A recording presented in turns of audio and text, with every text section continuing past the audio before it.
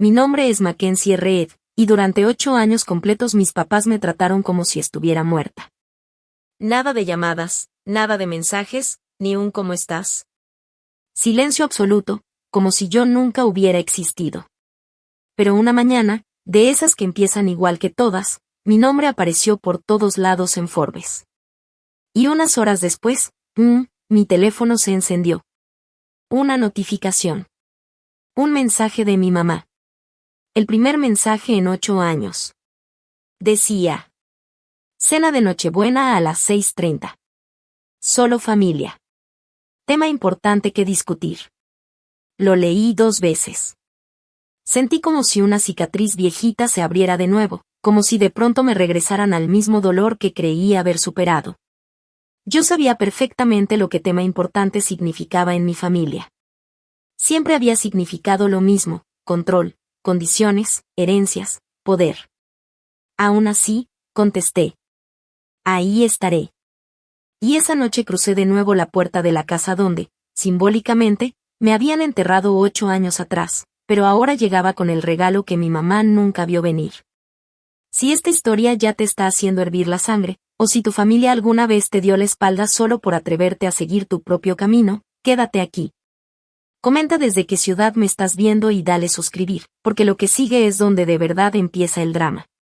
8 años atrás, salí por esa misma puerta cargando solo una maleta vieja, bajo un aguacero de noviembre que parecía querer arrancarme el alma. Tenía 19 años, y acababa de decirle a mi papá, Anthony Reed, que iba a dejar la Universidad de Northwestern para mudarme a California y construir una startup de fintech. Fue como activar una bomba. Mi papá aventó la silla tan fuerte que se fue de espaldas, estampó las 2 manos sobre la mesa del comedor y gritó tan duro que estoy segura que hasta los vecinos se enteraron. Desde esta noche, Mackenzie Reed está muerta. Para la familia Reed, muerta. ¿Me escucharon todos? Mi mamá, Joyce, ni siquiera levantó la mirada. Solo apretó los labios, como siempre hacía cuando prefería no meterse en nada, y siguió empujando chícharos con el tenedor. Ni una palabra. Ni una espera. Nada. Mi hermano menor, Drake, que entonces tenía 17 y estaba pegado al celular como si le diera oxígeno, soltó una risita burlona. ¡Qué bueno! Una persona menos robándose el wifi. Ahí fue cuando supe que no podía esperar apoyo de nadie. Y luego vino el golpe final. Mi tía Valerie, la hermana menor de mi papá y la verdadera jefa en el negocio familiar, se echó hacia atrás en la silla, cruzó los brazos como juez que está por dictar sentencia, y dijo: no regreses arrastrándote cuando esa fantasía tuya te explote en la cara. Acabas de quemar todos los puentes hacia tu herencia. Yo seguía ahí, empapada, con el abrigo a medio ponerme, esperando, solo esperando que alguien dijera: espera, no te vayas, hablemos. Esperando una señal de que a alguien le importaba. Algún gesto. Una mirada. Algo. Pero nadie dijo nada. Nadie movió un dedo. Y así, con el corazón destrozado pero la cabeza en alto, crucé esa puerta sin saber que 8 años después regresaría más fuerte, más rica.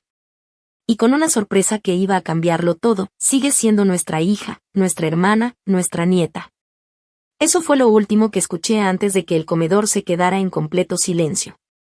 Solo se oía la lluvia golpeando las ventanas como si quisiera meterse a la casa para ver el desastre familiar que se estaba formando.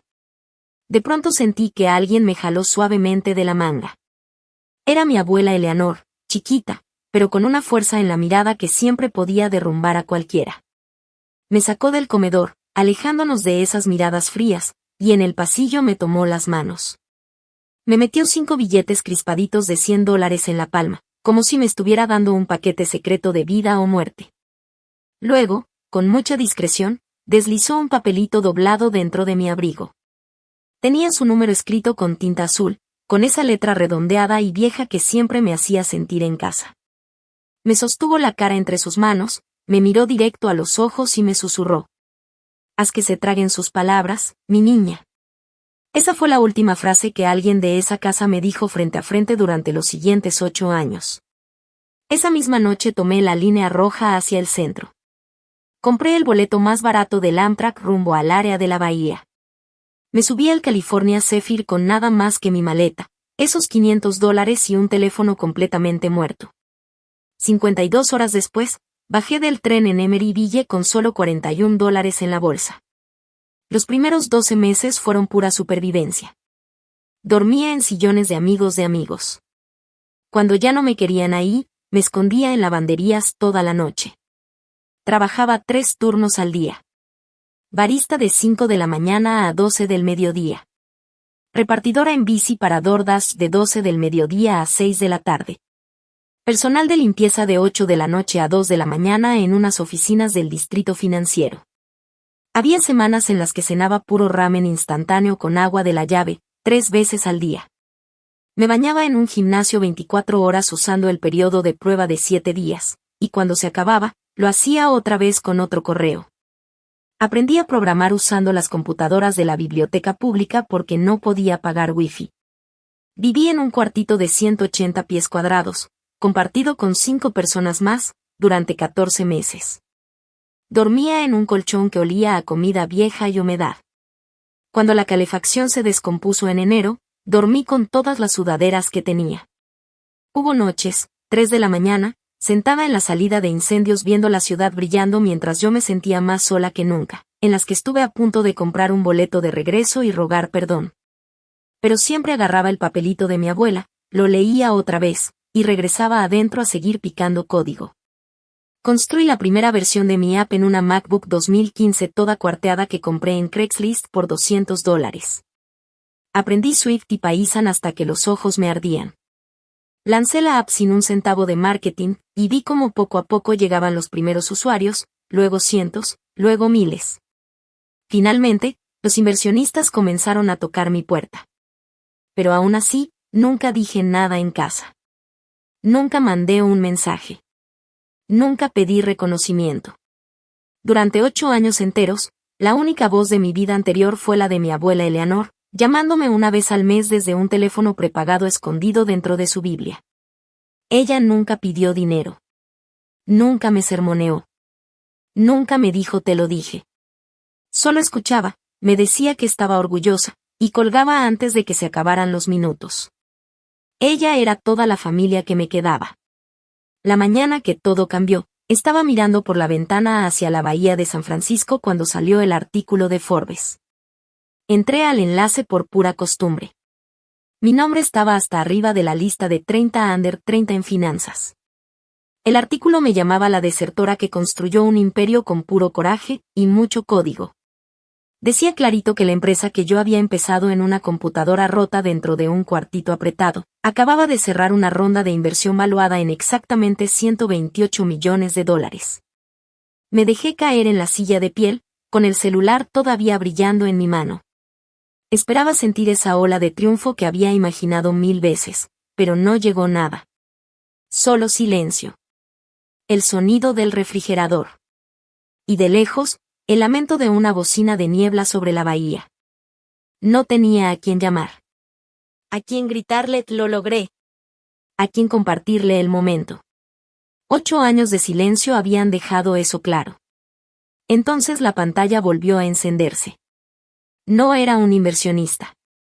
No era un reportero. Era un número que había borrado hace mucho, pero que reconocí en cuanto vi los dígitos. Leí el mensaje 1, 2, 3 veces, hasta que las letras se hicieron borrosas. Mi corazón empezó a golpear lento, frío, pesado. Yo conocía perfectamente esa frase. En el diccionario de la familia Reed, tema importante que discutir, siempre significaba lo mismo. Alguien necesitaba dinero. Caminé hasta la pared de cristal que daba hacia el agua y apoyé la frente ahí, tratando de procesar todo. 9 meses atrás, mi abuela Eleanor me había llamado desde su teléfono prepagado. Era tarde, muy tarde. Y lo que me dijo esa noche fue el principio de todo lo que estaba por desatarse. La voz de mi abuela sonaba suavecito, casi como si le diera pena decirme lo que estaba a punto de soltar. Me explicó que Reed & Sons se había expandido más de la cuenta, que las tasas de interés se habían ido al cielo y que los bancos ya estaban hartos de esperar. La cifra cayó como un martillazo. $14.2 millones en deudas, amarradas a cada tienda, a la casa, hasta el 401K de mi papá. Ella no me pidió que arreglara nada. Jamás lo habría hecho. Solo me dijo. Pensé que merecía saberlo antes de que salga en los periódicos. Esa misma noche me senté frente a mi computadora y empecé a trabajar como si me hubieran encendido una mecha interna. Abrí una LLC en Delaware, la metí dentro de otras 2 compañías fantasma y comencé a comprar la deuda poco a poco, despacito, sin llamar la atención, un documento a la vez. Cuando el reportero de Forbes se sentó frente a mí en esta misma sala, preguntándome cómo había pasado de la nada al éxito, yo ya era dueña de todas las notas, todos los embargos, todos los avisos de incumplimiento. Y nadie, se imaginaba que la compradora era la misma hija a la que habían decidido enterrar en vida. Me quedé viendo las luces de la ciudad reflejadas en el agua, y sentí como algo dentro de mi pecho se cerraba, frío, definitivo, como un portón bajando. Abrí la app de la aerolínea y compré el último vuelo directo a Chicago disponible esa misma noche. Mientras el boleto cargaba, marqué el único número que nunca había bloqueado. Mi abuela contestó al primer timbrazo. Ya salió. Le dije. Lo vi hace una hora. Me respondió, con la voz quebrándose de orgullo. Lo lograste, Mackenzie. Hubo un silencio pequeño, cargado. Tu mamá también me invitó a la cena de Nochebuena, primera vez en años. Cerré los ojos. Voy para allá. Mi abuela suspiró, lento, profundo. Ten cuidado con lo que vayas a llevar a esa casa, mi niña. He sido cuidadosa 9 meses, abuela. Le dije. Hoy dejo de serlo. Empaqué una sola maleta para la noche, zapatos negros de tacón, un vestido sencillo, y la carpeta de cuero delgada que guardaba bajo llave en la caja fuerte. En SFO, pagué el upgrade del coche rentado, una Mercedes GLE negra. Quería que la vieran llegar. Quería que supieran que no venía con las manos vacías. Cuando el avión despegó y giró hacia el este, dejando atrás la bahía, puse mi teléfono boca abajo y dejé que los últimos 8 años se asentaran en mi estómago como una piedra enorme. Aterrizamos en Oare justo después del atardecer. Encendí el teléfono. Y ahí estaba, otro mensaje de mi mamá, como si hubiera estado esperando con el dedo sobre la pantalla. No puedo esperar a verte. Tenemos tanto de qué ponernos al día. No respondí. Tomé las llaves de la Mercedes, me subí al asiento, encendí el motor y manejé rumbo a los suburbios de los que alguna vez había huido con solo una maleta y $500. Esta vez no huía.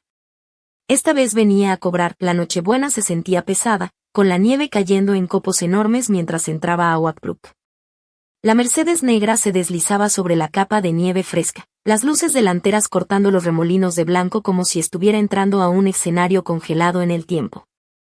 Doblé hacia la misma calle donde crecí. El cul-de-sac estaba iluminado como postal navideña exagerada. La casa de mis padres se alzaba al fondo, envuelta en capas y capas de luces LED blancas, como si quisieran vender la imagen de familia perfecta a cualquiera que pasara. A través de la ventana enorme de la sala brillaba un árbol de 15 pies, un Fraser gigante, ahogado en esferas doradas y rojas. Exactamente los mismos colores que habían usado cada Navidad desde que yo tenía 12. Parecía que nada había cambiado. Parecía que el tiempo se había congelado dentro de esa casa. Excepto yo. Estacioné la camioneta detrás del viejo Lexus de mi papá, apagué el motor y dejé que el silencio llenara todo. Un silencio espeso. Pesado. Final. Y ahí, en ese respiro, supe que lo que estaba por pasar no tenía marcha atrás, entonces salí al frío. El aire me pegó en la cara como si quisiera recordarme que estaba de vuelta en un lugar que ya no era mío. Antes de que pudiera subir siquiera el último escalón, la puerta se abrió de golpe. Mi mamá estaba allí, Joyce, con su clásico vestido de terciopelo rojo, el que solo se ponía en Nochebuena. Las perlas apretadas en el cuello, como si fueran una especie de armadura. Me envolvió en un abrazo rápido, duro, frágil, de esos que huelen a Chanel número 5 y a nervios disfrazados de entusiasmo. Mackenzie, llegaste. Cantó, con la voz medio chillante, medio falsa, como un tono más arriba del normal. Detrás apareció mi papá. Anthony estaba igual que siempre, solo que con el cabello más ralo y la panza más marcada bajo su blazer navideño. Me dio el típico saludo de hombre que no sabe abrazar, 2 palmaditas en la espalda, sin contacto real. Mucho tiempo, ¿eh? Y dijo, aunque ni siquiera me estaba viendo. Sus ojos ya estaban escaneando la Mercedes negra estacionada bajo el farol, como si fuera más interesante que yo. Desde el den salió Drake, mi hermano. Sudadera abierta a la mitad, celular iluminándole la cara azul. Levantó la mirada apenas un segundo, me reconoció y alzó la barbilla a modo de saludo flojo. Yo. Y volvió a su pantalla. Nada más. Casi me reí. Casi. Y luego, claro, estaba mi tía Valerie. Plantada junto a la chimenea encendida, con una copa de champaña colgando como parte del outfit. Su vestido negro lleno de lentejuelas atrapaba cada llama y la hacía brillar como un villano cuidadosamente iluminado. Sus ojos recorrieron mi abrigo, mis botas, y se quedaron un segundo extra en la bolsa Hermès Kelly que llevaba en la mano. Podía sentir cómo estaba calculando mentalmente el precio. Vaya, vaya, dijo arrastrando las palabras. Miren nada más lo que trajo el gato. Bonita bolsa. Abrí la boca para contestar, pero no alcancé. 2 brazos pequeños pero fuertes se enredaron en mi cintura. El olor me golpeó antes de ver su cara. Jabón de lavanda, vainilla y hogar. Mi abuela Eleanor se me pegó como si quisiera asegurar que yo era real. Me abrazó sin prisa, ignorando por completo las reglas de comportamiento educado de esa casa. Cuando se separó, lo hizo apenas un poquito, lo justo para acercar sus labios a mi oído. «O lo lograste, niña. Todo lo que dijeron que no podías». La garganta me ardió por medio segundo. Respiré hondo. Me recompuse. Y la función continuó. El recibidor se volvió un desfile de sonrisas forzadas. Alguien tomó mi abrigo. Alguien más ofreció bebidas. Los cumplidos volaban como balas disfrazadas de cortesía. Mi papá me llevó del brazo hacia la sala, dándome un tour como si fuera un agente de bienes raíces enseñando una casa modelo. Piso nuevo, ¿ves? La lámpara también la cambiamos. Ah, y esa tele de 75 pulgadas, una ganga. Era casi cómico, cada rincón renovado, cada objeto nuevo, pero los lugares donde colgaban las fotos familiares, esos, estaban vacíos. Seguía siendo la misma casa de siempre, solo que, sin mí. Nos acomodamos en la rutina de siempre. Mi mamá, en automático. ¿Cómo estuvo el vuelo? ¿Qué tal el clima en California? ¿Ya probaste la panadería nueva de masa madre en la Mission? Mi papá.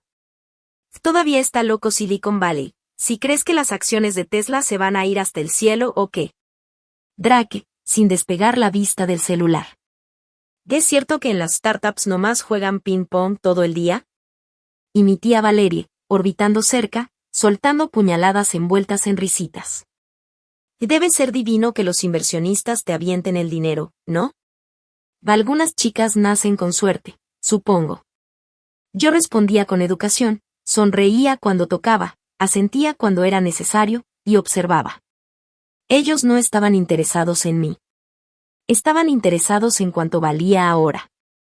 Cada pregunta llevaba un cálculo escondido. Cada risa medía mis posibilidades. Cada mirada era un inventario. La única persona que no jugaba ese juego estaba a mi lado. Mi abuela, siempre dentro de un brazo de distancia, rellenándome el vaso de agua mineral cuando nadie veía, poniendo su mano sobre la mía cuando la sonrisa de Valerie se volvía demasiado afilada. Ella no preguntaba nada. No necesitaba hacerlo. Ya sabía toda la historia. Eventualmente, mi mamá juntó las manos y anunció con voz festiva. La cena está lista. Y fue ahí, justo ahí, donde supe que la verdadera conversación, la que ellos querían tener, apenas estaba por empezar. Nos trasladamos al comedor formal. La mesa podía sentar a 14 personas, pero estaba puesta para 7, con platos de borde dorado, copas de cristal para vino, y los mismos caminos de mesa rojos y dorados que habían estado en la familia desde los años 80. Cada detalle respiraba tradición, aunque fuera el tipo de tradición que te recuerda que siempre has sido la invitada, nunca la dueña. Mi tarjeta de lugar, con caligrafía perfecta, estaba al extremo opuesto de mi papá, el mismo asiento sin poder que me habían asignado cuando era adolescente. Me senté, respiré hondo y acepté el ritual. Apareció un mesero contratado, trayendo el primer plato, ensalada de pera asada con nueces caramelizadas, y una reducción de balsámico dispuesta como obra de arte moderna. Todo parecía perfecto, superficialmente perfecto. La conversación se mantuvo en lo seguro. Qué bonito se ve el vecindario este año. La nieve está perfecta para fotos. Mi tía Valeria encontró al decorador más adorable. Llegó el segundo plato, jamón glaseado con miel, cortado finísimo, puré de papa con ajo batido hasta quedar como nubes, verduras al vapor con almendras fileteadas. Exactamente el menú que mi mamá había servido cada Navidad que podía recordar. Era familiar y frío al mismo tiempo, una especie de cápsula del tiempo que me recordaba que, aunque mi vida había cambiado, ellos seguían atrapados en la suya. Mi tía Valerie se adueñó de la conversación, quejándose de los problemas de la cadena de suministros, de los competidores en línea que mataban a las tiendas físicas. Y de todo lo que podía ser un problema y que ella podía exagerar. Mi papá asentía solemnemente, rellenaba copas de vino y se aseguraba de que todos se sintieran relajados, cómodos, casi felices. Cada risa estaba medida, cada gesto calculado. Cuando los platos fueron retirados, la función estaba pulida hasta el brillo. Se reían demasiado de los chistes de los demás. Pasaban el pan más de la cuenta. Me hicieron sentir bienvenida, extrañada, casi querida.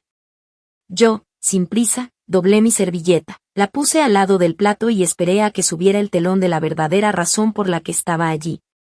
Cuando la última rebanada de jamón tocó la mesa, mi papá dejó su copa de vino con un clic seco que atravesó todo el falso ambiente navideño como un cuchillo. El mesero desapareció. La versión suave al piano de Oh Holy Night de repente sonaba ridícula, como si la música también supiera que todo era mentira. Mi papá enderezó los hombros, entrelazó las manos como si fuera a dar una presentación frente al consejo y me miró directamente. Red Sons está al borde de perderlo todo. Su voz era baja, ensayada, controlada. Mi tía Valerie recogió la batuta sin titubear. Nos volvimos codiciosos después de la expansión. Todos gastando de más. Abrimos 4 sucursales nuevas en 18 meses, y luego las tasas de interés se duplicaron. Los costos de suministro se dispararon y los gigantes del comercio en línea aplastaron el tráfico de clientes. Los bancos emitieron los últimos avisos de incumplimiento el jueves pasado. Un pago más y empezarán a embargar tiendas, inventario, esta casa, todo. Mi mamá dejó escapar un sollozo perfectamente calculado, presionando la servilleta contra las esquinas de sus ojos secos. Cada sonido era exacto, medido, un acto más en la obra navideña, mientras yo permanecía sentada, viendo cómo la familia se desmoronaba delante de mí, sin saber que yo ya había estado planeando mi jugada por meses. 42 años del nombre de su abuelo, Anthony. 42 años de Red Sons en esos letreros, desapareciendo en un instante. Drake, finalmente, dejó el celular boca abajo, se estiró como si estuviera en una obra de teatro, y puso sobre su rostro la expresión de hermano preocupado, exagerada y teatral. La cosa es bastante sencilla. Necesitamos 2.8 millones para refinanciar los peores préstamos y ganar 6 meses de respiro. Después de eso, reestructuramos y estamos bien. No es gran cosa. 4 pares de ojos giraron hacia mí al mismo tiempo, sincronizados como si hubieran ensayado la escena. Mi papá se inclinó hacia adelante, suavizando la voz al tono que usaba cuando necesitaba un favor de la junta del country club. Has hecho un trabajo increíble, Mackenzie. Todos estamos tan orgullosos de ti. La palabra orgullosos me golpeó como ácido en la piel. Esta empresa sigue siendo tu derecho de nacimiento. Tu sangre construyó esas tiendas tanto como la de cualquiera. Mi tía Valeria intervino, con un tono empalagoso, meloso. No estamos pidiendo caridad. Tendrás participación preferente, intereses completos, los términos que quieras. Serías la heroína que salvó el legado de la familia. Mi mamá estiró la mano sobre la esquina de la mesa, intentando cubrir la mía. Dejé que sus dedos descansaran allí, sin moverme ni un milímetro. Por favor, cariño, susurró, mientras unas lágrimas mágicas aparecían de la nada. Te hemos extrañado tanto. Esto podría sanarlo todo. Podríamos ser una familia de verdad otra vez. Drake se encogió de hombros, claramente aburrido. 2.8 millones, ni siquiera es dinero de verdad para ti ahora, ¿no? Solo escribe el cheque y todos seguimos adelante. La mano de abuela Eleanor encontró la mía bajo el mantel de damasco. Sus dedos delgados se enrollaron alrededor de mi puño, cálidos, firmes, inquebrantables. Ella no dijo ni una palabra. Nunca tuvo que hacerlo. Miré lentamente alrededor de la mesa. El calma calculada de mi papá. Las lágrimas ensayadas de mi mamá. La sonrisa depredadora de Valerie. La desidia condescendiente de Drake. 8 años de nada. 8 años de cumpleaños ignorados, logros que nadie reconoció, visitas que nunca llegaron cuando estuve enferma. Ninguna felicitación cuando cerré rondas de inversión. Ninguna llamada cuando mi nombre apareció en TechCrunch. 8 años siendo muerta para ellos. Y ahora, el mismo día que Forbes me coronó, de repente era cariño otra vez. De repente, el legado importaba. De repente, la sangre era lo suficientemente gruesa como para exigir millones. Mi papá hizo un último intento, cayendo en el registro autoritario que solía hacerme estremecer. Te pondremos en la junta directiva. Acciones con derecho a voto, participación completa, lo que necesites para sentirte cómoda. Solo ayúdanos a mantener las puertas abiertas. Valeria asintió ansiosa. Mi abogada puede tener los papeles listos para mañana. Serías dueña de una parte real de la empresa, no solo de una app. Mi mamá apretó más fuerte mi mano, sus uñas marcando un poquito la piel. Esto podría arreglarlo todo, cariño. Y ahí estaba yo, sentada en la mesa de Navidad, rodeada de sonrisas falsas, lágrimas fingidas y palabras calculadas, mientras sentía que cada uno de ellos iba a suplicar por lo que yo ya había ganado con sangre. Lágrimas y años de esfuerzo, todo el dolor.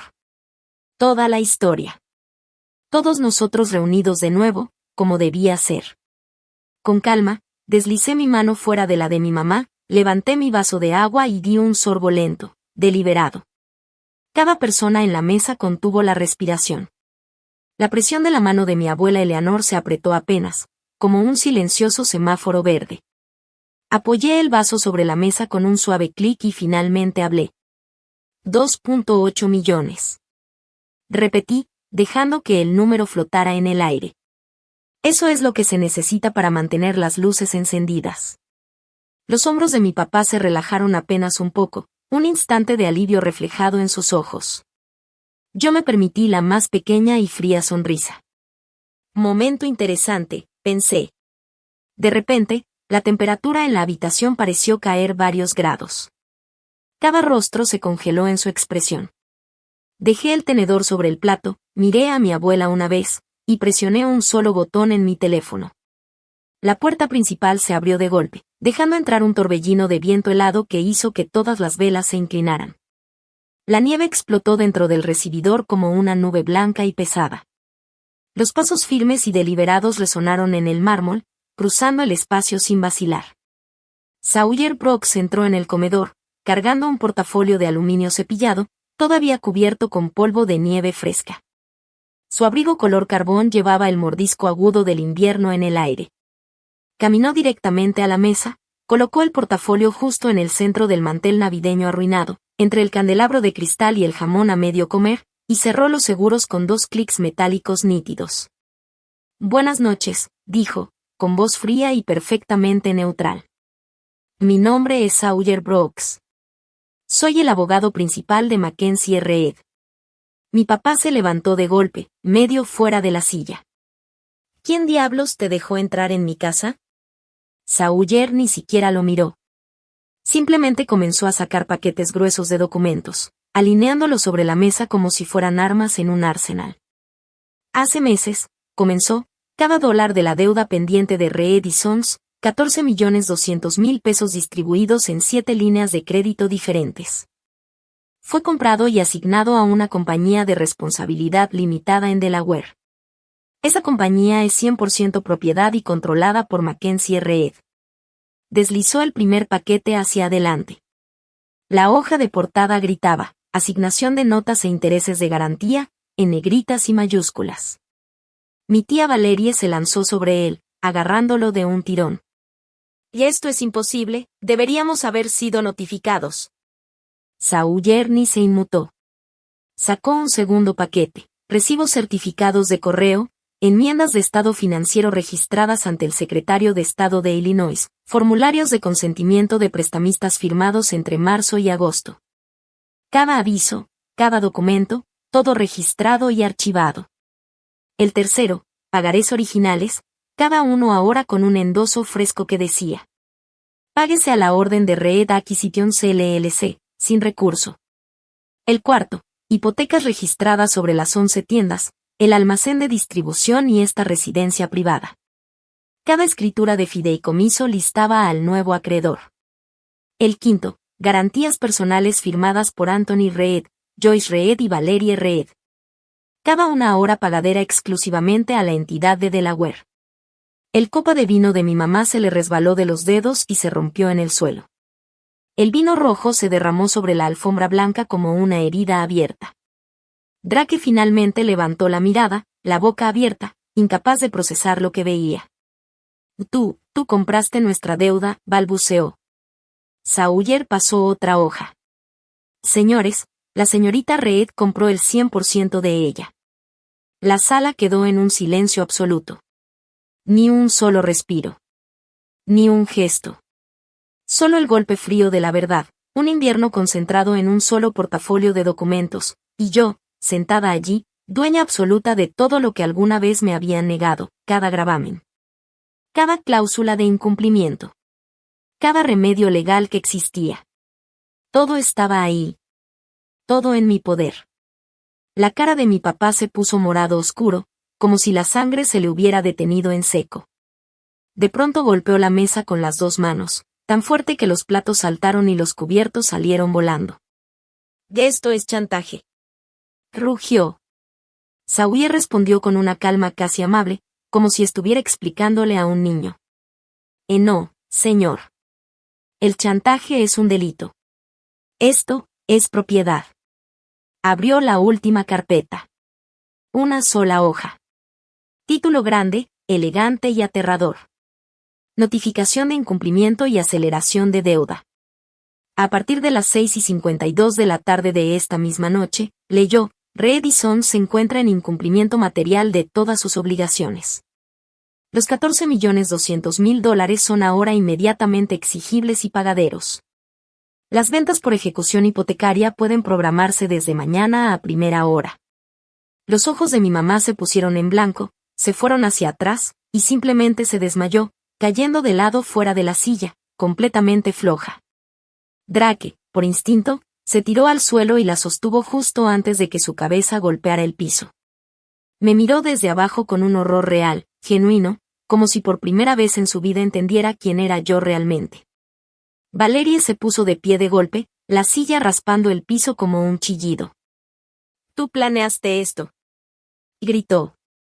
Nos tendiste una trampa, eres malvada. La voz se le quebró. Parecía un animal acorralado.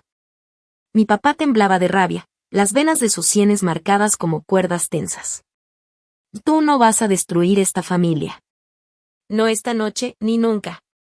Debajo de la mesa, los dedos de mi abuela Eleanor se apretaron alrededor de los míos. Calidez. Firmeza. Una fuerza que no se rompía. Sawyer cerró el portafolio de aluminio con un clic suave, final. Fue el tipo de sonido que marca el punto sin retorno. La habitación quedó congelada. No se escuchaba nada excepto la respiración errática de mi mamá en el piso y el viento aullando afuera contra las ventanas. Dejé que el silencio se estirara. Se volvió incómodo. Luego insoportable. Luego necesario. Entonces hablé, con voz baja, tranquila, perfectamente clara. Ahora ya saben quién controla el futuro de Reed y Sons. Mi papá volvió a golpear la mesa, esta vez tan fuerte que los platos saltaron de nuevo y los vasos de cristal cayeron uno por uno, como fichas de dominó. Uno rodó hasta el borde y cayó, explotando en 1000 pedazos sobre la madera. Mi mamá seguía medio desmayada en el suelo, Drake sosteniéndola. Valerie gritaba algo acerca de demandas, de policías, de injusticia. El candelabro de arriba temblaba como si fuera a descolgarse. Y yo, calmada. Esperando. Cuando por fin la tormenta de gritos cayó en mero jadeo, deslicé la mano dentro de mi abrigo. Saqué una última carpeta, delgada, de cuero negro, simple y elegante. La coloqué directamente en el centro del mantel navideño arruinado, justo encima del caso metálico de Sawyer. Sawyer dio un paso, la abrió frente a ellos, y luego retrocedió. Adentro estaba un cheque de caja por $350,000. Y girado desde mi cuenta personal en First Republic Bank. Y bajo él, un acuerdo de 15 páginas titulado Renuncia total y definitiva de todos los derechos, intereses y reclamaciones sobre Reed y Sons, sus subsidiarias, activos y cualquier fideicomiso familiar. Hablé por segunda vez en toda la noche, con una voz tan pareja como un bisturí. Ese cheque es suyo en el momento en que la última firma sea presenciada y notarizada. A cambio, continué, Anthony, Joyce, Valeria y Drake Reed renuncian de manera permanente e irrevocable a cada derecho presente o futuro sobre Reed y Sons, sus propiedades, inventarios, marcas registradas, cuentas bancarias o cualquier fideicomiso familiar que exista o pueda existir. Se van hoy mismo con $350,000. Suficiente para un departamento modesto, 2 coches usados y una vida tranquila, lejos de Oakbrook. Me recargué en el respaldo. Respiré. Y terminé. Si rechazan la oferta, las subastas por ejecución hipotecaria comienzan mañana a las 9 de la mañana. Todo se va al mejor postor. Ustedes deciden. La habitación quedó tan silenciosa que el viento del exterior parecía un rugido. La Navidad ya no importaba. La familia, tampoco. Solo la verdad. Solo el poder. Y esta vez. Yo era quien tenía todo, el silencio que siguió fue tan pesado que casi se podía morder. Nadie se movía. Nadie respiraba normal. Todos estaban atrapados entre el miedo, el coraje, y la vergüenza que por fin les estaba alcanzando. Valeria temblaba, no sé si de rabia o de puro pánico. Drake no dejaba de mirar el cheque, como si fuera una granada a punto de estallar. Papá apretaba la mandíbula tan fuerte que pensé que se le iban a quebrar los dientes. Yo solo los observé. La misma familia que me trató como si fuera una carga, como si mi existencia estorbara, ahora estaba ahí, paralizada, dependiendo de una sola cosa, mi decisión. ¿Así que esto es lo que querías? Escupió Valerie con la voz rota. ¿Ver cómo nos destruimos? No, contesté bajito, sin elevar el tono ni una sola vez. Lo que quería era que entendieran que todo lo que hicieron, sí tuvo consecuencias. La abuela Eleanor apretó mi mano debajo de la mesa, dándome fuerza. No dijo nada, pero su silencio siempre había sido más fuerte que cualquier discurso de mi padre. Papá se dejó caer lentamente en su silla. Por primera vez en mi vida lo vi, pequeño. No como el gigante que siempre gritaba órdenes, no como el hombre que decidía todo sin preguntar. Pequeño. Humano. Cansado. Hija, intentó decir, pero le quebró la voz. Yo no respondí. No iba a rescatarlo de una emoción que él jamás me permitió sentir.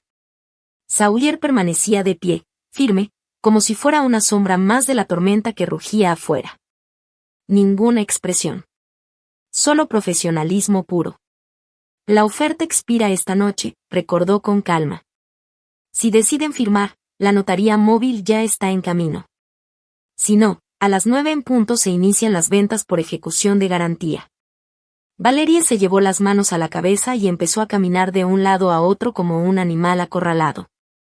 No podemos perderlo todo, no podemos. Y gritaba. Papá, di algo. Pero papá no podía. Mamá seguía en el suelo, respirando apenas. Drake no podía moverse, y yo solo esperaba. Paciencia, por primera vez, estaba de mi lado. El viento golpeó otra vez las ventanas, haciendo vibrar los cristales. El olor a vino derramado, a pino mojado, a cera de velas derritiéndose, todo se mezclaba en un ambiente irreal, casi fantasmal. ¿Qué tan desesperados pueden estar unos padres para llamar a la hija que abandonaron 8 años, solo cuando necesitaban dinero? Mucho. Demasiado. Finalmente, Drake se levantó tambaleándose. ¿Qué pasa si firmamos?, preguntó, sin levantar la mirada. Se van libres, respondí. Sin deudas. Sin obligaciones. Sin mi apellido si así lo desean. Sin nada que los ate a mí ni a la empresa. Un nuevo comienzo. Papá respiró hondo, como si tragara piedras. Mamá despertó apenas y murmuró mi nombre con una voz que hacía años no escuchaba. Y a pesar de todo eso, no sentí nada. Ni ternura, ni rencor, ni alivio. Solo, cierre. Como cuando por fin se apaga una puerta que chirrió toda la vida. La abuela me soltó suavemente la mano. Las lo correcto, mija, me dijo, con esa calma que solo ella tenía. Aunque duela. Y sí dolía. No como antes. De otra manera, más madura, más fría, más definitiva. La pregunta no es si ustedes quieren firmar, dije al final, mirándolos a todos. La verdadera pregunta es: ¿qué prefieren perder? ¿El dinero, o la oportunidad de empezar de cero sin destruirse entre ustedes? Valerie empezó a llorar. Drake se apoyó en la mesa, pálido. Papá cerró los ojos. La puerta principal volvió a crujir. Pasos firmes. La notaria había llegado. La decisión estaba en sus manos. Yo ya había tomado la mía hacía mucho tiempo. El silencio era tan absoluto que hasta el golpeteo de la nieve contra las ventanas sonaba como tambores lejanos. Ni un respiro fuerte. Ni un murmullo. Solo ese frío entrando por las rendijas, como si la propia casa estuviera conteniendo el aliento. La abuela Eleanor soltó mi mano con una suavidad casi ceremonial. Luego, con una elegancia que solo ella tenía, estiró el brazo, tomó la pluma pesada, esa blanca que papá siempre presumía, y giró directamente a la página donde iba la firma del testigo. Sin prisa. Sin temblar. Sin miedo. Y ahí, con su letra antigua, redonda, preciosa, escribió: Eleanor Margaret Reed. Cada letra era un golpe suave. Una sentencia dulce. Una decisión final. Cuando terminó, colocó la pluma sobre la mesa, la acomodó con exactitud y sonrió. Pero no una sonrisa normal. Era una sonrisa tranquila, iluminada, como si hubiera esperado este momento toda su vida. Una sonrisa que derrumbó a mi familia más que cualquier documento legal. Valerie reaccionó como si esa sonrisa hubiera sido una confesión. Tomó la pluma casi arrancándola de la mesa. Su mano temblaba tanto que la tinta se abría en pequeños rayos negros sobre el papel. Escribió Valeran Reed como si estuviera apuñalando la hoja, con trazos rabiosos, torpes, llenos de veneno. Cuando terminó, lanzó la pluma al otro extremo de la mesa, rebotó contra el plato de papá, dejando una mancha de tinta como herida en la porcelana. Ojalá cada dólar te arda, escupió, sin siquiera verme a los ojos. Drake tomó la pluma después. El pobre ya no sabía si estaba llorando de rabia, de miedo, o de ambas cosas. Las lágrimas le caían como si fueran ácido. Firmó Drake Anthony Reed con líneas torcidas, rápidas, casi ilegibles, mientras murmuraba entre dientes. Increíble, enferma. Dios mío. Parecía que cada palabra lo desgarraba un poquito. Luego le tocó el turno a mamá. Drake la había regresado a su silla, pero seguía ida, pálida como una sábana mojada, con las rayas negras del rímel recorriéndole las mejillas. Miró el cheque. Luego a mí. Luego la línea de firma. Y por un momento pensé que se iba a desmayar otra vez. Su mano temblaba como hoja en tormenta. Pero al final, muy despacio, escribió: Joyce Marie Reed. La misma caligrafía que usó durante años en mis notas de permiso para excursiones, cuando todavía me quería, o cuando al menos fingía hacerlo. Apenas terminó, soltó la pluma y cubrió su rostro, como si no pudiera soportar verse a sí misma. Entonces quedó solo papá. Seguía de pie, enorme, casi monstruoso, inclinado sobre el documento como si pudiera intimidar la tinta para que se borrara. Respiraba duro, rápido, como si cada segundo le quitara un año de vida. El reloj del pasillo empezó a dar las campanadas de las 9:30. 1, 2, 3. Papá no se movía. Era la primera vez que lo veía realmente dividido. Orgullo contra terror. Control contra la realidad. El hombre que siempre ganaba, ahora no tenía a quien vencer. Finalmente estiró la mano y arrebató la pluma. El primer trazo fue tan violento que rompió el papel. Pero siguió, presionando con tanta fuerza que casi atravesó la mesa. Cuando terminó, ahí estaba, grueso, oscuro, casi grabado con fuego sobre la hoja. Anthony James Reid. La misma firma que había estampado en mis cartas de rechazo para la universidad.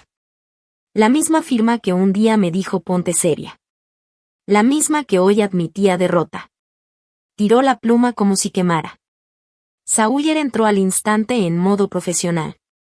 Verificó cada firma con la precisión de un cirujano.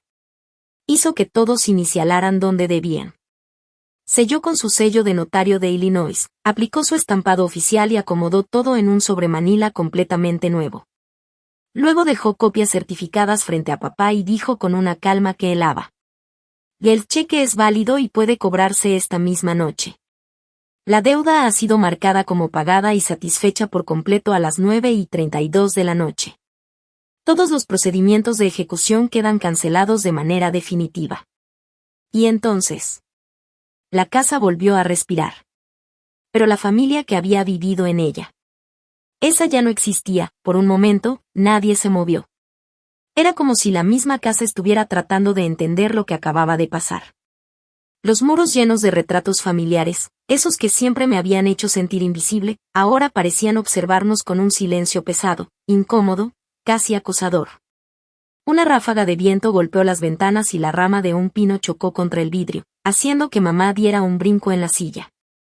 Drake le acomodó el abrigo en los hombros, aunque el sudor frío le perlaba la frente. Nunca lo había visto así, derrotado, chico, casi humano. Valerie, en cambio, no podía quedarse quieta. Caminaba alrededor de la mesa como una pantera nerviosa, con los tacones resonando sobre el piso como si anunciara una sentencia que ya no podía cambiar. Y esto no puede estar pasando, repetía, apretando las manos en puños. No puede. No puede. Pero sí podía. Y ya había pasado. Papá abrió la carpeta con las copias certificadas, revisó cada página como si buscara un error, un hueco legal, una salida mágica. Pero no había ninguna. El hombre que siempre tenía todas las respuestas ahora solo tenía papeles fríos que lo destrozaban línea por línea. ¿Y ahora qué? Le susurró mamá, con la voz rota, casi infantil. Era la primera vez que le escuchaba hablar así. Siempre fue fuerte, altiva, hasta cruel. Pero ahora, era solo una mujer asustada. Papá tragó saliva, sin mirarla. Ahora, se aclaró la garganta, ahora, nos vamos a casa. Valerie explotó. ¿Y dejar todo así? ¿Nada más? ¿Una miseria de cheque y ya? ¿Qué es una burla? ¿Qué es una trampa? Algo debe poder hacerse. Sawyer, que ni había pestañeado durante toda su rabieta, habló con esa voz calmada que hacía que incluso la desesperación se sintiera pequeña. Señora Reid, los documentos son válidos y ejecutables. No hay apelación que proceda. No hay cláusula que pueda revertirse. No hay juez que pueda intervenir. Todo se realizó bajo derecho corporativo y civil. La única opción alternativa habría sido enfrentar subastas judiciales en menos de 12 horas. Valeria abrió la boca, pero por primera vez en su vida, no tuvo palabras. Drake se dejó caer en la silla, frotándose la cara como si quisiera arrancarse la realidad con las manos. Dios, murmuró. ¿Cómo pasó esto? ¿Cómo dejamos que? Me miró. Y su voz se apagó. como si al verme recordara que yo le había rogado durante años que me escuchara, que me respetara, que dejara de tratarme como un estorbo. Pero nunca lo hizo. La abuela Eleanor se levantó entonces. Con calma. Con dignidad. La única en la habitación que no parecía derrotada. Se acercó a mí, puso una mano en mi mejilla y me sonrió, suave, orgullosa, amorosa. Bien hecho, mi niña, susurró. Te tomaron por muerta, pero hoy les enseñaste que estás viva. Y más fuerte que todos ellos juntos. Ese fue el primer momento en toda la noche en que sentí el nudo en mi garganta aflojarse. La abuela me dio un leve apretón en la mano y luego caminó hacia la puerta con paso firme, sin esperar a nadie. Su abrigo ondeó como si llevara un pequeño trozo de invierno. Las luces cálidas del pasillo la envolvieron cuando abrió la puerta principal. Los demás la siguieron, uno por uno. Valeria salió furiosa, con las pisadas de alguien que sabe que ha perdido más de lo que admite. Drake iba detrás, arrastrando los pies, con la expresión de un niño que por fin entendió que los castillos de arena no duran para siempre. Mi mamá salió sostenida por papá, que apenas podía mantener la compostura. Sus siluetas se perdieron en la nieve, bajo un cielo blanco y cruel. Sawyer cerró la puerta tras ellos con un clic suave que sonó como la última línea de un capítulo escrito en sangre vieja. Yo me quedé ahí, de pie, mirando la casa que alguna vez me hizo sentir pequeña. Y que ahora estaba completamente en silencio, esperando instrucciones mías, no de ellos.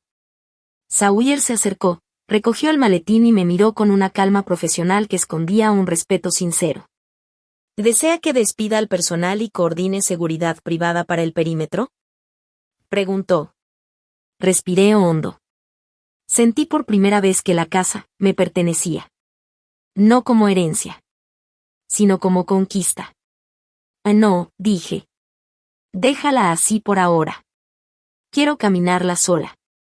Sawyer inclinó la cabeza, me ofreció una leve sonrisa, la primera de la noche, y salió, dejando solo el eco de sus pasos. Cuando la puerta se cerró, respiré profundamente. La misma casa que me humilló, hoy me recibió de pie. La misma familia que me llamó muerta, hoy firmó su renuncia frente a mí. La misma niña que un día huyó llorando. Hoy había regresado convertida en la mujer que lo cambió todo. Me serví un vaso de agua. Me senté en el mismo lugar donde me arrinconaron durante años. Y por primera vez, me supo a libertad. Sawyer acomodó la carpeta final bajo su brazo, como si guardara las últimas cenizas de un imperio que ya no les pertenecía. Los fondos pueden depositarse de inmediato, repitió con calma absoluta. Cuando él dio un paso atrás, el silencio cayó sobre el comedor como una manta pesada. Solo se escuchaban los sollozos entrecortados de mi mamá y el crujido suave de la cera endureciéndose en los candelabros. Hasta el árbol de Navidad, perfectamente decorado, exagerado como siempre, parecía más apagado. Me levanté despacio. La abuela Eleanor hizo lo mismo, enlazando su brazo con el mío sin pensarlo dos veces, como si lo hubiera estado esperando toda la vida. Su cercanía era un ancla. Una confirmación. Una bendición silenciosa. Miré a cada uno de ellos, por última vez. Papá seguía con la vista clavada en los documentos, sus hombros hundidos como si por fin aceptara que la pelea había terminado. Valeria tenía las manos tan tensas que parecía que sus huesos iban a romperse. Drake sostenía a mamá mientras ella lloraba contra su sudadera empapada, como una niña acurrucada después de una pesadilla. Y la abuela, firme, orgullosa, con esa paz que solo tienen las mujeres que ya sobrevivieron a todo. Tomé aire. Y dije lo único que quedaba por decir. ¡Feliz Navidad! Mi voz sonó suave, pero cayó sobre ellos como un portazo emocional. Luego simplemente me di la vuelta y salí del comedor. Caminé por ese pasillo frío que tantas veces recorrí sintiéndome pequeña, indigna, invisible. Ahora era yo quien se alejaba. Y ellos quienes se quedaban mirando cómo se evaporaba el último fragmento de control que creían tener sobre mí. La abuela caminó a mi lado, despacio pero firme. Detrás, 2 pasos más atrás, Sawyer llevaba el maletín que simbolizaba todo lo que habían perdido, y todo lo que yo había reclamado. Salimos a la nieve. El aire helado me golpeó el rostro, pero por primera vez en años, no me dolió. Se sintió como un renacer. Ayudé a la abuela a subir al Mercedes. Ella se acomodó con un suspiro suave, mirando la casa por la ventana una última vez, sin nostalgia, solo cierre. Sawyer cerró su puerta con cuidado, rodeó el auto y se metió al volante. Cuando avanzamos, las luces navideñas de la mansión se convirtieron en líneas rojas y doradas en el vidrio trasero, como si el pasado se derritiera detrás de nosotros. En el asiento delantero, la abuela me miró con ternura cansada. ¿Cómo te sientes?, le pregunté. Ella tomó mi mano, la acarició con los dedos fríos pero seguros, y respondió con una pequeña sonrisa victoriosa. Mejor que en los últimos 40 años, mi niña. El resto del camino lo hicimos en silencio. No era incómodo, era paz. Una paz que ninguna de nosotras había tenido en esa familia. Llegamos a su condominio, el que yo le había comprado 6 meses antes, un lugar pequeño, cálido, lleno de plantas y fotos de su juventud. Ella siempre decía que ya no quería mansiones, ni salas enormes, ni escaleras interminables. Quiero tranquilidad, había dicho. No recuerdos que duelan. Esa noche se quedó dormida en su sillón reclinable, frente a la chimenea eléctrica, envuelta en la manta de cashmere que le regalé. La vi respirar profundamente, en calma, como si hubiera soltado un peso que llevaba décadas cargando. La besé en la frente y apagué las luces. Sawyer me esperaba afuera, discreto, profesional como siempre. No dijo nada. No hacía falta. 6 meses después, todo había cambiado. El viejo caserón de Oakbrook fue subastado por 4.9 millones, una fracción de lo que valió algún día, y apenas alcanzó para cubrir las deudas secundarias que quedaban después de que yo liquidé el préstamo principal. Papá terminó en un departamento de una recámara en Wheaton. Un espacio modesto, de paredes beige y alfombra vieja, muy distinto de los comedores de 20 sillas que solía presumir. Dejó de contestar mis correos. Dejó de intentar comunicarse. Tal vez por vergüenza. Tal vez por orgullo. O tal vez por ambas.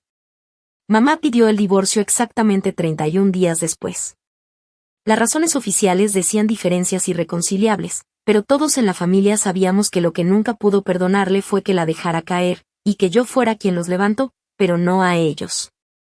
Se quedó con la mitad del cheque y se mudó a un condominio en Naples, Florida.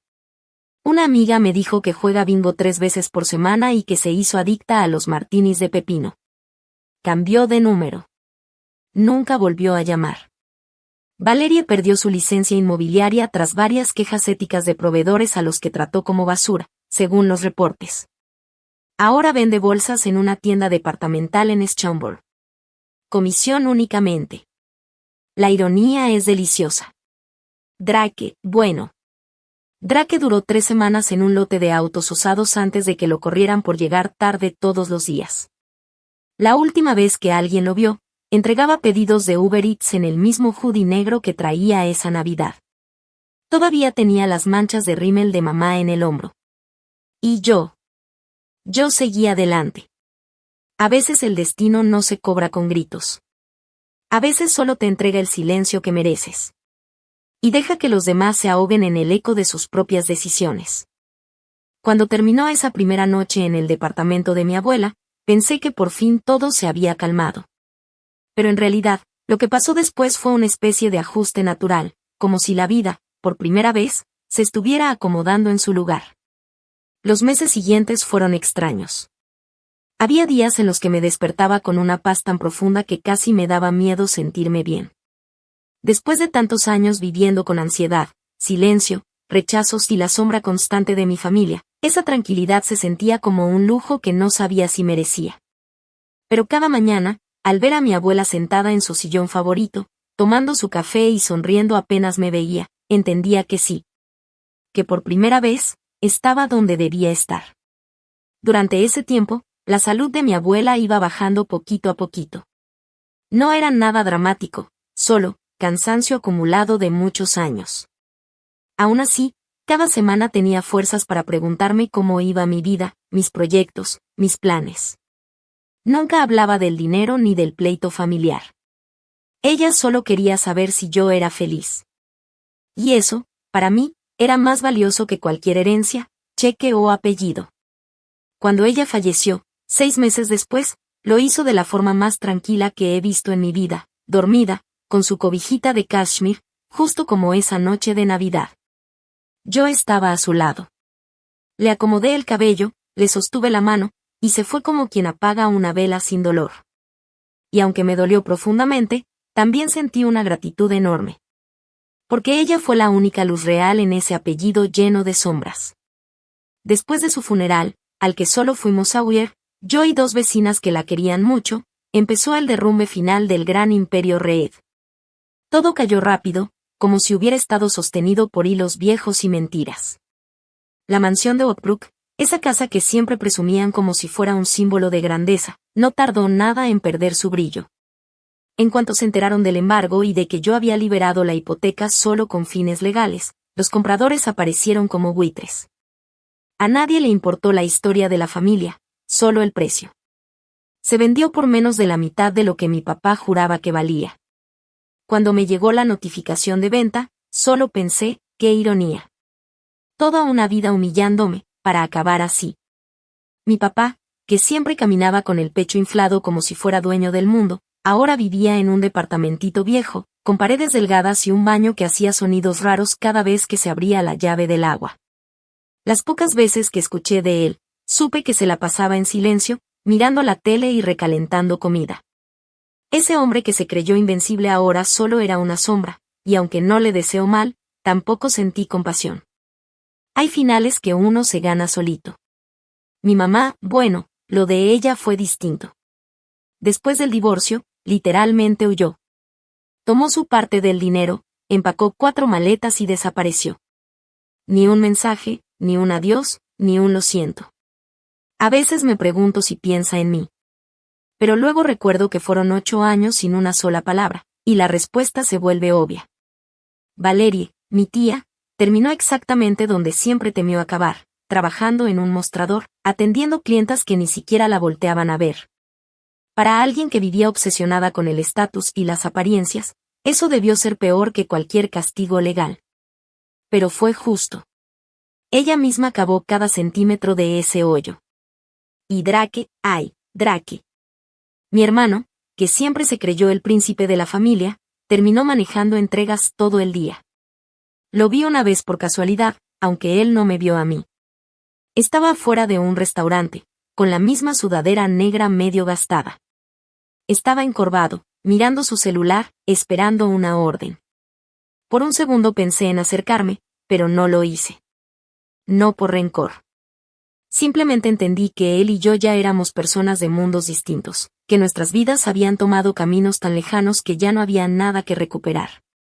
Y mientras todos ellos se hundían en el resultado de sus propias decisiones. Yo estaba floreciendo, creciendo, respirando.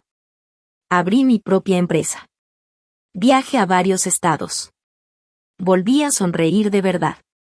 Aprendí a disfrutar los domingos sin miedo a llamadas hirientes. Aprendí que la familia no siempre es la que te toca, sino la que eliges. Y yo elegí estar rodeada de paz. A veces, cuando cae nieve afuera y escucho el viento golpear las ventanas, recuerdo esa noche. La mesa, los silencios, las firmas temblorosas, la caída del imperio. Y siempre regreso a la misma conclusión. Ese día no fue una venganza. Fue mi liberación. Y el comienzo de mi verdadera vida. Reed & Sons se convirtió oficialmente en Reed Financial Collective, ahora bajo mi propiedad total, sin discusiones, sin sombras encima. Sin nadie que pudiera decirme qué hacer o cómo hacerlo. La primera vez que vi el nuevo nombre iluminado en el edificio principal, sentí una mezcla rarísima entre paz, justicia y orgullo. Como si, después de tantos años tragando humillaciones, por fin estuviera respirando aire de verdad. Me quedé con 3 tiendas insignia, las mejores, las que aún tenían clientes fieles. Las demás las reorganicé, cambié sistemas, recorté gastos inútiles, esos caprichos de imagen que mi familia pagaba solo para presumir, y volví a levantar cada área, una por una.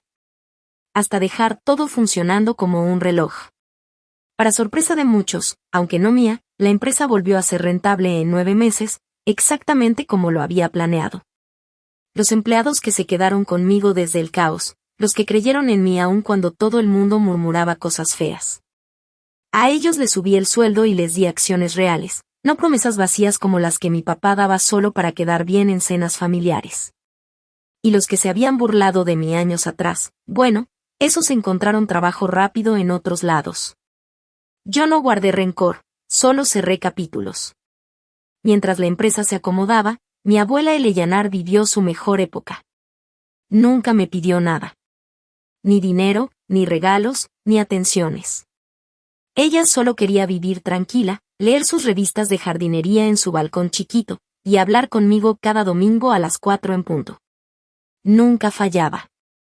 Jamás. Algunas veces me contaba historias del abuelo, de cómo empezó todo con un préstamo de $5,000 en 1981. Sin saber que estaba plantando la semilla de un imperio que terminaría medio podrido por culpa de mis papás. Otras veces solo me escuchaba hablar de mi trabajo y, cuando terminaba, decía bajito pero firme: «Estoy orgullosa de ti, Mackenzie». Y esa frase me sostenía toda la semana. Llegó la siguiente Nochebuena, suave, silenciosa, como si el universo supiera que ya merecía un descanso. Volvió a nevar, pero esta vez la nieve no pesaba, caía tranquila, como un susurro. Manejé hasta su condo con un arbolito Fraser Fair amarrado en la cajuela y 2 tazas de chocolate caliente con un toque de peppermint schnapps. Ella me abrió la puerta usando pijamas de franela roja y los calcetines afelpados que yo le había regalado el año anterior. Decoramos el arbolito juntas. Solo tenía 12 adornos, uno por cada año que estuve lejos, y uno extra por el año en que regresé a su vida, o mejor dicho, ella regresó a la mía. No había banquetes exagerados, ni meseros uniformados, ni música pretenciosa. Solo la chimenea tronando, el olor a pino fresco y Bing Crosby cantando suavecito en un tocadiscos viejo que había pertenecido al abuelo. Parecía una escena sacada de otro mundo, uno que yo nunca había conocido. A medianoche, me dio una cajita envuelta en papel dorado. Adentro estaba la nota original que me había dejado en el bolsillo de mi abrigo 8 años atrás. La que tenía su número escrito con tinta azul. Ahora estaba enmicada, cuidada, enmarcada como si fuera un tesoro, que en realidad sí lo era. La familia verdadera, dijo, tocando el vidrio con un dedo, es la que se queda cuando ya no tienes nada que dar. Sentí los ojos arderme. No había llorado así en años, pero esa noche las lágrimas no dolían, sanaban. Nos sentamos en el piso, recargadas contra el sillón, con las piernas estiradas como si ella tuviera 70 y yo 20 otra vez. Las luces del árbol parpadeaban rojo, verde y dorado, y afuera el mundo era puro blanco. Como si el pasado hubiera sido borrado de un plumazo. Le levanté mi taza a la única persona que nunca me declaró muerta. Ella levantó la suya y chocó con la mía, sonriendo como si hubiera ganado una guerra. Por la nieta que les demostró a todos quién eras de verdad, me dijo. El chocolate sabía dulce, cálido, perfecto. La chimenea tronaba. La nieve seguía cayendo, lenta, suave, como si por primera vez el invierno no fuera frío. Y por fin, después de toda una vida de silencios, rechazos y mentiras. La Navidad se sintió exactamente como una Navidad debía sentirse. Mía. La mañana siguiente desperté antes que el sol. El departamento de mi abuela estaba tibio, oliendo a madera, a chocolate del día anterior y a esa calma que nunca había conocido en mi infancia. Me levanté despacio para no despertarla, pero cuando pasé por la sala, ya estaba sentada en su sillón reclinable, con una tacita de café entre las manos y una expresión tranquila. Como si el mundo por fin hubiera dejado de pelear con ella. Te escuché levantarte, mi niña, dijo sin abrir los ojos. Tengo el sueño ligero desde que tu abuelo se fue. Me senté a su lado, envuelta en la cobija que ella misma me tejió años antes. Por un momento, ninguna habló. Solo la nieve cayendo detrás de la ventana y el suave burbujeo de la cafetera. ¿Sabes algo curioso? Y dijo de pronto, mirando el árbol. Nunca pensé vivir para ver esto. ¿Qué cosa? Verte libre, respondió, volteando a verme por fin. Sin cadenas, sin culpa, Sin esa maldita mirada de no soy suficiente que te obligaron a cargar desde niña. Pareces otra persona, y al mismo tiempo, eres exactamente la misma niña que yo cuidé. Esas palabras me rompieron algo por dentro, pero no de dolor. Me rompieron de alivio. Ella siguió hablando, despacio, como quien deja salir memorias que pesan. Tu abuelo siempre supo que tú ibas a ser la que iba a cambiar todo. Por eso te quería tanto. Decía que tenías un brillo en los ojos que no se apagaba aunque intentaran cubrirlo con sombra. Me reí, porque él siempre había tenido esa forma poética de decir cosas importantes. ¿Crees que estaría orgulloso? Ella tomó mi mano, firme como siempre. Y mi niña, él estaría celebrando en el techo si pudiera. Tú rompiste una maldición vieja. La ambición, la envidia, el desprecio, todo eso se quedó allá atrás. Nos quedamos calladas un rato, escuchando el viento empujar la nieve contra los cristales. Y, por primera vez en mi vida, no sentí miedo del futuro. Sentí curiosidad. ¿Y tú qué quieres hacer ahora? Me preguntó ella. Ahora. Y dije pensándolo, quiero vivir. No solo trabajar, ni pelear, ni defenderme. Quiero viajar, quiero enamorarme sin miedo, quiero tomar café en lugares raros, quiero ver auroras, quiero dormir sin pesadillas. Ella sonrió, esa sonrisa suya tan chiquita pero tan poderosa. Entonces hazlo. Ya cumpliste todo lo que ellos dijeron que no podías lograr. Ahora toca cumplirte a ti. Pasamos el resto de la mañana horneando unas galletas que quedaron chuecas y demasiado doradas, pero sabían mejor que cualquiera hecha por chefs caros. Le leí unos correos que me llegaron de inversionistas y ella me dio su opinión, aunque no entendía nada de tecnología. Y aún así, cada vez que decía algo, sonaba más lógico que lo que cualquier consultor hubiera dicho.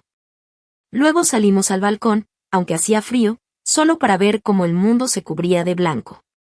Ella apoyó su cabeza en mi hombro y dijo: Nunca pensé que la paz se sintiera así. Yo tampoco. Pero ahí estábamos, vivas, tranquilas, sin deberle nada a nadie. Ese día entendí que la verdadera riqueza no estaba en las acciones, ni en los cheques, ni en los edificios con mi apellido. Estaba en esa mujer pequeña, fuerte, invencible, que se mantuvo de pie incluso cuando todos los demás se derrumbaban. Estaba en lo que construimos juntas cuando el resto del mundo decidió darme la espalda. Estaba en la libertad de respirar sin pedir permiso. Esa Navidad, la primera Navidad real de mi vida, fue el inicio de algo nuevo. Algo que nunca había tenido, una vida que por fin me pertenecía. Y mientras el mundo seguía cubriéndose de nieve, sentí dentro de mí un futuro enorme, brillante, lleno de posibilidades. Por primera vez, no tenía miedo de caminar hacia él. Porque ya no lo hacía sola. Porque la única familia que realmente importaba, estaba a mi lado. Final completo lo que viene después. Pasaron los años como pasan las estaciones. Primero lentos, luego de golpe, y antes de darme cuenta la vida ya era otra. No se parecía en nada a la que mis padres habían imaginado para mí, y mucho menos a la que ellos creyeron que yo merecía. Red Financial Collective creció más de lo que jamás imaginé. Abrí oficinas en Chicago, Austin y Ciudad de México, no porque necesitara expandirme, sino porque quería que el apellido Red dejara de asociarse con abuso, traición y decadencia.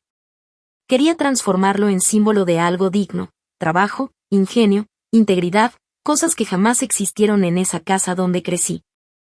Pero incluso con todo ese crecimiento, mi vida giraba alrededor de una sola persona, mi abuela Eleanor. Ella envejecía despacio, a su ritmo, como si su cuerpo se resistiera a dejarme sola. Era fuerte, pero también sabía que su tiempo no era infinito.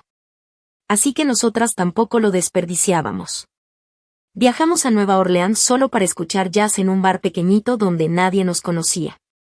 Nos fuimos a Santa Fe a tomar clases de cerámica, y aunque mi jarra quedó chueca y llena de burbujas, ella insistió en usarla para las flores. Vimos atardeceres en la costa de Oregón envueltas en cobijas, comiendo helado aunque estaba haciendo frío. Mira nada más, mi niña, me decía siempre. Así es la vida cuando uno la vive por elección, no por obligación. Yo aprendí a creerle. El último invierno. Un diciembre, justo cuando la nieve empezaba a pintar de blanco los techos de Innsdale, mi abuela despertó un poco cansada. Nada dramático. Nada trágico. Solo, cansada. Hoy no quiero salir, me dijo. Mejor cuéntame algo bonito. Así que le conté todo. Lo que había construido. Las decisiones que tomé. Las veces que dudé. Las veces que gané. Y también las que dolieron más de lo que yo aceptaba. Ella escuchó con esos ojos que siempre parecían ver más de lo que uno decía. Cuando terminé, tomó mi mano con la misma firmeza de aquella noche, años atrás, cuando firmó su nombre para liberarme. «O lo lograste, Mackenzie», susurró. No por la empresa, sino porque encontraste tu lugar en el mundo sin deberle nada a nadie. Yo ya puedo descansar. Y aunque yo sabía lo que significaban esas palabras, solo apreté su mano más fuerte. Quédese conmigo, abuela. Todavía necesito muchos consejos. Ella sonrió, esa sonrisa llena de luz tranquila. No, mi niña. Ya no. Tú ya sabes caminar sola. Esa noche se quedó dormida escuchando nuestro viejo disco de Bing Crosby. Respiraba lento, sereno, como quien se sabe querida. Al amanecer, se había ido. Las luces de Navidad. El funeral fue pequeño, tal como ella pidió. Sin flores caras, sin discursos de gente falsa, sin drama. Solo yo. Sawyer. 3 empleados que la adoraban. Y un vecino que siempre le arreglaba las plantas. Después del entierro, cuando todos se habían ido, me quedé sola frente a la lápida, cubierta de nieve recién caída. Gracias, le dije en voz baja. Por no soltarme nunca.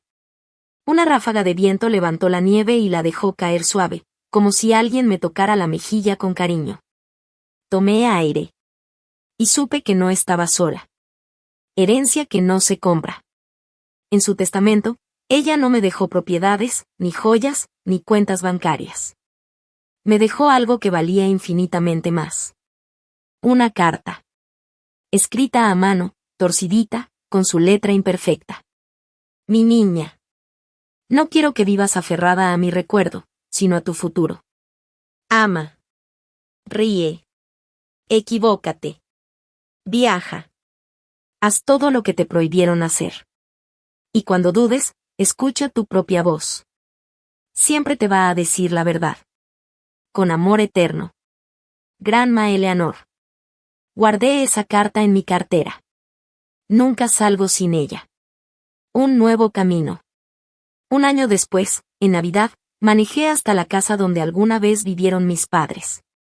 La nieve cubría todo, las luces estaban apagadas y el silencio parecía eterno. La mansión ya no era nuestra.